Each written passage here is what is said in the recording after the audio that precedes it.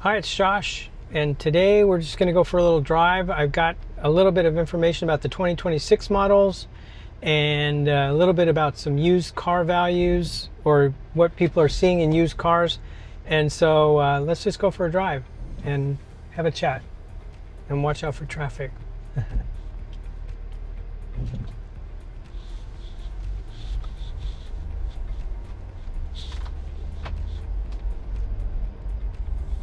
So the very first thing is everybody wants to know if the 2026 models are going to be any different than the 2025s. And the preliminary information that I've gotten from my dealer is that the answer is no. There's no real difference between a 2026 and a 2025 and a 2024. They're the same model and there are no major changes contemplated. The only thing that I noticed is that pricing was released in July for the 2026 models, and I have a copy of it, but of course we've since had the pricing rollbacks due to the tariff changes and so forth, and so I don't know that those numbers are solid, but they basically were the same as they were for 2025. But here's the key difference. If you order a Fieldmaster, there are a couple of options that used to be standard equipment that are now optional extras. And the one that sticks out the most to me are the alloy wheels. The 2026 Fieldmaster comes with 17-inch alloy wheels instead of the 18-inch alloy wheels that used to come on the standard Fieldmasters, and it's now a $1,300 option. So even if the prices don't increase from 2025 to 2026, there's a couple subtle takeaways that you have to add back if you want to have the same thing that was available in the previous year. The other thing I noticed is that the contrast roof used to cost $1,600 when I ordered mine, and now it's $2,300 or $2,400. So a little price creep in the added options, even if the base prices don't change. And I think that's where they ran into trouble with this whole base model thing. And this gets into some of the comments that I get from people about, you know, I see all these 24s still sitting on dealers' lots and nobody's buying them and so forth. And well, here's the thing. There's two kinds of 2024s basically. Those that have specifications added to them, of which there are very few available, and those which are base models or that have Frankenstein combinations because the person that ordered them didn't take delivery and they didn't really know necessarily what they were ordering. So for instance, they ordered a winch but no lockers, or some things that just didn't make sense, and it caused the vehicle to sit unloved because Grenadier buyers are the kind of people who want what they want. They're not going to spend $80,000 to get a base model, or you know, $78,000 instead of $80 to get a base model, when they can spend that extra couple grand and get exactly what they want. So that causes some of these vehicles to sit around and give the impression that they're not selling. Well, those aren't selling. Those base models from 2024 are the things that aren't selling, and that's going to take a little time because that, you know, it's got to find the right buyer, which isn't necessarily an off-roader or an overlander, somebody that wanted a base Grenadier because it looks cool and doesn't need the frills, but you know, you don't have the ladder in the back, you don't have leather seating and some of the creature comforts that people think, even if they're spending $70-some thousand, that they should have. So there's that when it comes to the 2024s. And then people comment a lot about used Grenadiers with low mileage. Well, keep in mind that a lot of the dealers are now rolling their demos into used car inventory, and because they're demonstrating 2025s now. So those are some of the cleanup issues that they have, but that's not necessarily a ding. It's just sort of a what it is. And so I don't think that you can completely judge 2024 sitting on dealer lots by the same brush that, you know, all new cars sitting on dealer lots that are 2 years old would be painted by, because it's definitely a matter of specification and options for a lot of those. And you know, if you look at a dealer website and you want to see what they've got on offer, just look at how many of them are base, not Trial Master, not Field Master. There may be some Field Masters and Trial Masters. Look at the options and see if they made sense, because at least if you got a Field Master or a Trial Master, you had some intention in what you were getting. Trial Master has all the things necessary for off-roading, minus maybe leather and some things, you know, some creature comforts. And then the Field Master has, you know, more the on-road, sans the carpet, but they don't have the lockers, they don't have the high power wiring, the auxiliary wiring. Those were added options or request that you needed to request. So again, people that are spending this much money on a car, and based on the buyers and the owners that I talk to, they can afford what they want, and they're not going to settle for what they don't want just because it's sitting on a dealer lot and they can get it. I know a lot of people have found things in stock that met their criteria, and then they made a deal on it. They got it sent to them, or they went and picked it up, and they're happy as, you know, can be. But I don't necessarily take too much from the people who just you know, say they're hemorrhaging and there's all these unsold cars, because there's a reason that those cars are unsold. And I still don't know exactly what their solution to that problem will be, but the typical Grenadier buyer is probably not the buyer for those vehicles. So they'll blow them out on some lease deal, they'll do something at some point in time. And now that the 26s are knocking on the door, it may accelerate whatever they do. So for 2026, the production is starting, I believe, in September. It could be October. I was at the factory and I know they told me exactly which month they close, because most European factories close in August or they close in September. And they take a month off and everybody takes the same vacation, and then they start up production of the next model year. So that's just now turning the corner. So like if you went to the INEOS Grenadier website and ordered a Grenadier today, you'd be ordering a 2026. You can't order a 2025 anymore. So if you want a 25, because there may be a little bit of a price differential that you can save some money on, and of course all these deals that are going on with Costco and Conquest Cash and so forth, then you might just want to see if you can find something that you want in stock. Just depends on how many different options you're after. But your choices are, configurator is currently not giving pricing. It just starts with a base price when you choose a station wagon or a Quartermaster and so forth. And then if you choose a Field Master or a Trial Master, that's the only price you see. Every option currently on the US configurator, and I'm speaking for the US at the moment, does not have any pricing listed. And if you make a build and you want to know how much that build will cost, it says contact your dealer, which I don't like. I think that you should be able to sort of know, even if it's MSRP pricing, you should be able to see what kind of money you're racking up, because you could be configuring a $95,000 Grenadier and not really realize that you did that. It's like going to the grocery store and you only bought two things and it cost you $40. So I hope they change that. I'm sure that it probably has to do with this price instability and the fact that they just made this pricing rollback at the beginning of August. I mean, we're in September now. It should be time for them to sort of sort that out. And the pricing that I downloaded for 2026 was dated July. And again, I don't trust it enough to post it, because I think that it's probably subject to revision, because the price rollbacks came in August, on August 1st.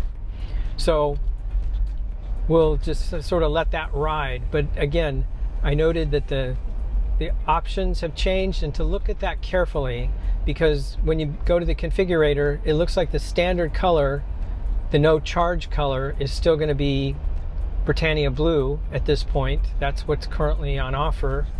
And that when you bring up a Fieldmaster, it comes defaulted with 17-inch alloy wheels.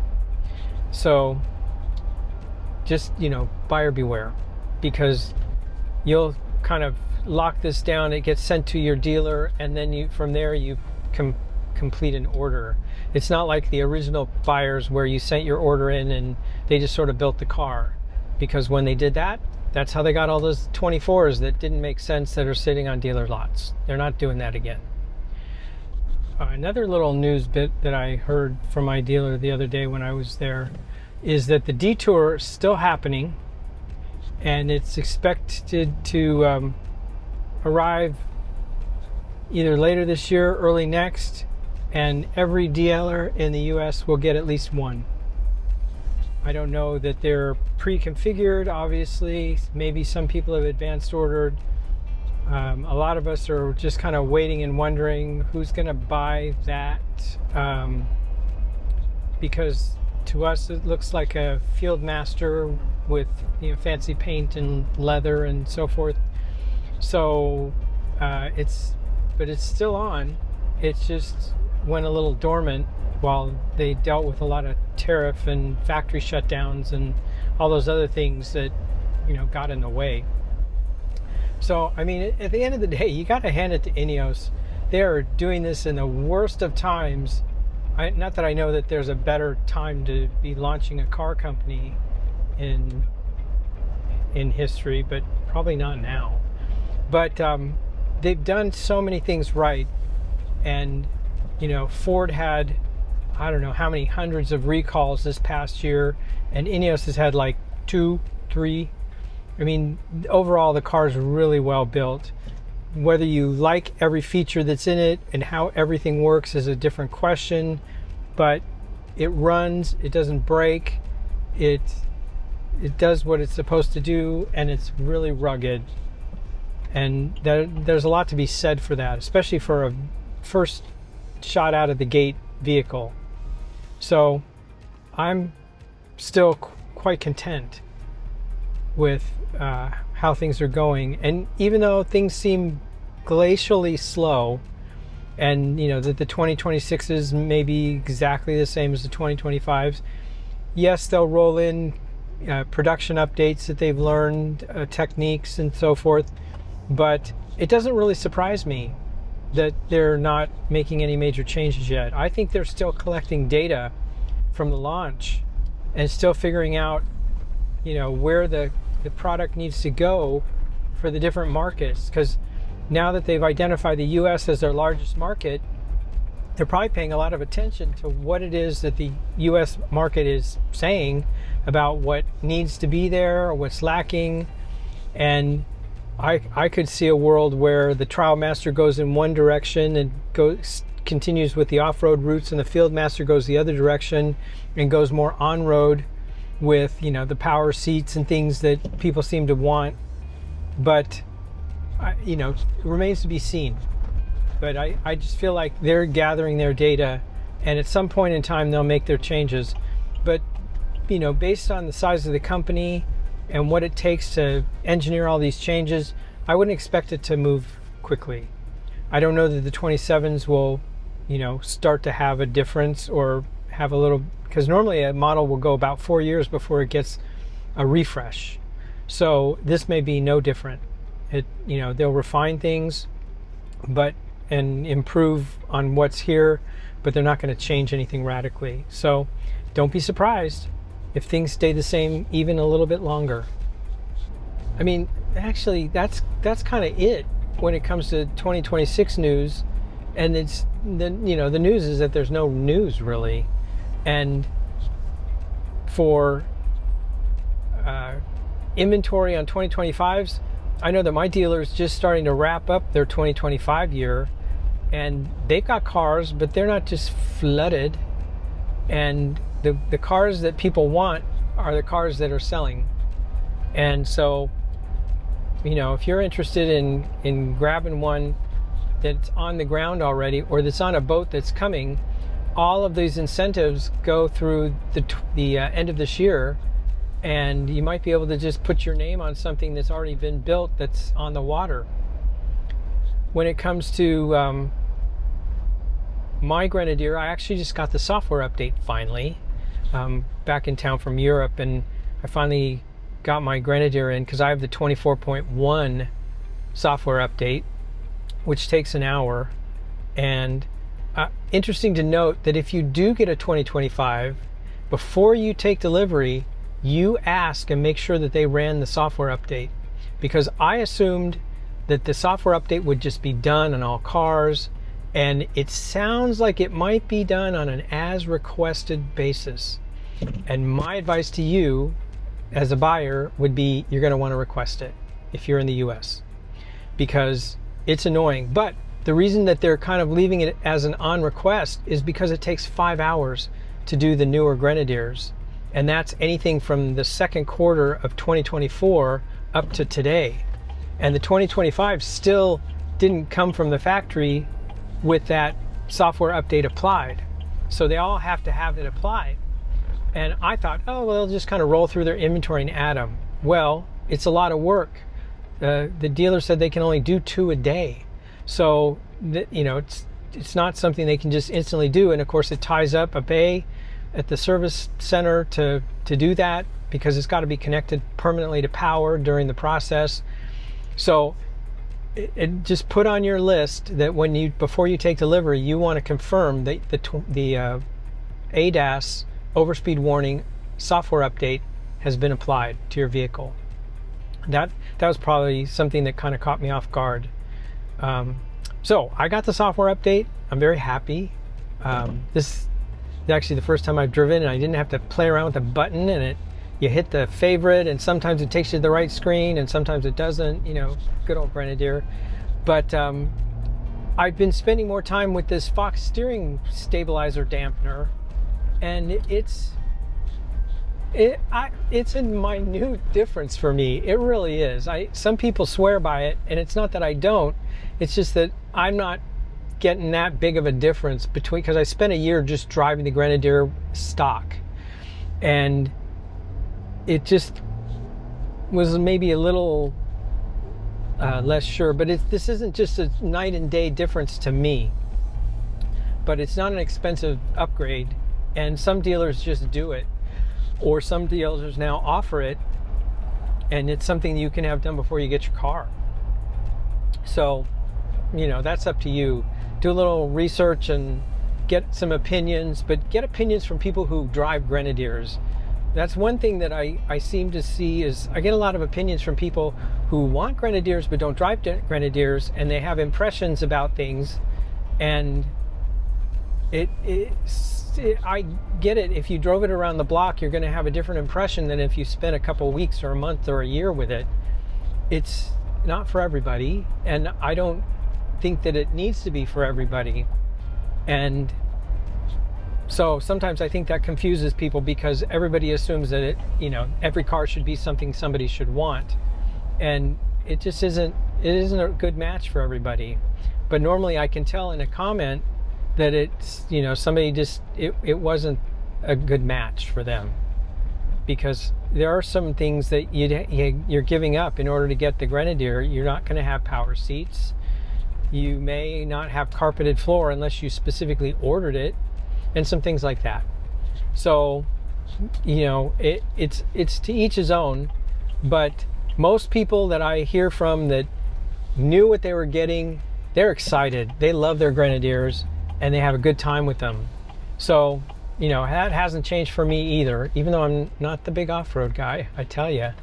So anyway, that's all for now. I'm going to sign off because I'm just getting to my mom's house, and we're going to go and take care of some stuff for her. So anyway, thanks for watching, and I'll see you in the next video.